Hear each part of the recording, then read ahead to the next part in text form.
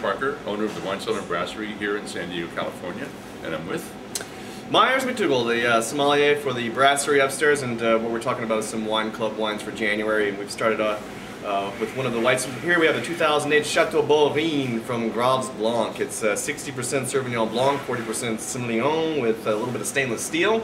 And what do you think this wine's like? Can we give it a little smell? Yeah. Whoa. Don't say it. I know it's coming. No. You know, it's at first I thought it was a French armpit. You know, every once in a while I smell one of those. It doesn't necessarily have to be a French armpit, but it seems like a lot of the French wines have that distinctful, just kind of odor, and it's more of a fragrance than an odor because it kind of evolves and changes. And to try to pull myself out of this hole, the wine already smells a lot nicer. It was just an herbal. So a good-looking French woman's arm is what you're saying. You get a little of perfume with a little bit of the stunkiness. And yeah, excellent. Yeah. And it's actually getting quite nice now. Yeah. And I really like the way it smells. Generally, I prefer these white Bordeaux wines to be aged in oak, and this is stainless steel, so it comes off a little bit more clean than one that might be sitting in the barrel. I was just noticing that in the nose. I think the Semillon, you can actually smell the varietal pretty well, and I know it's 40%, but you get that like wet pebble, you know, minerality that I find, or almost like you can smell that kind of acidity to it that you have with Semillon for me personally. Yeah. So. Yes, I think the Semillon came in riper than the Sauvignon Blanc did. It's more of an expressive grape if it's picked ripe than the Sauvignon Blanc might be as far as the fruit element of it goes. That's a great point.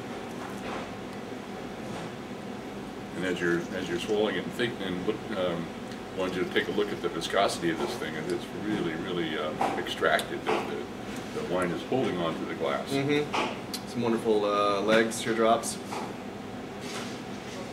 It's 12.5% alcohol, which is typical for the region, but it's still got some really nice viscosity legs. What do you think of the palate? It's very tart. Almost, you know, a little more tart than what's the vintage on this? 2008. Okay, so it's very young. It probably needs another 6 months, 12 months in the bottle to lose that tartness and evolve and let the fruit come out. And like you were saying, I think you prefer these to see a little bit of oak, but you can taste the difference. That's where the tart's coming from. Yeah. You know, if this had seen a little bit of time in oak, I think it would smooth out earlier. Yeah. You know, it's a little bit more approachable, but it's a fun wine. Yeah. I think it's got a lot of good characteristics. That tartness that you were saying, the acidity it's well balanced, and I think it would go well with entourage of different things. Yeah, I think the butter.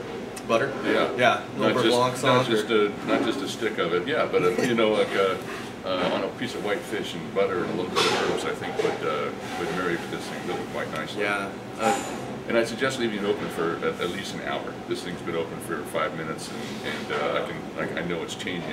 It's still changing in my palate. Mm-hmm. It's hanging around. It's got a lot of depth and determination. It's a very interesting bottle of wine.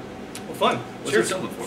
This suggested retail is $15, and with club price it's $12.74. So if you're not a member of the club, you got to join up. They got some great wines this month and every month. So this is one of the January 2010 club wines. Cheers.